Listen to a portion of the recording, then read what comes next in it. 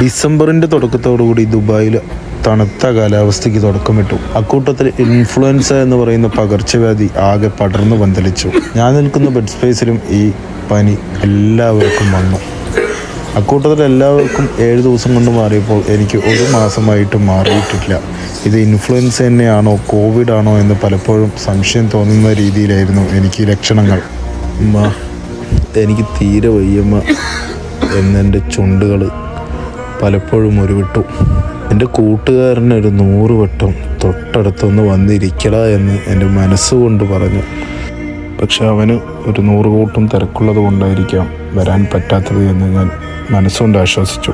Medical insurance ഇല്ലാത്തവർക്കും visit വിസയിൽ ദുബായിൽ വന്നവർക്കും ഒരിക്കലും ഹോസ്പിറ്റൽ എക്സ്പെൻസ് താങ്ങാൻ പറ്റാവുന്നതിലും അപ്പുറം തന്നെയാണ്. അതുകൊണ്ട് തന്നെ സകല പ്രവാസികളെ പോലെ ഞാനും മരുന്നിലാണ് ആശ്വാസം തേടിപ്പിടിച്ചത്.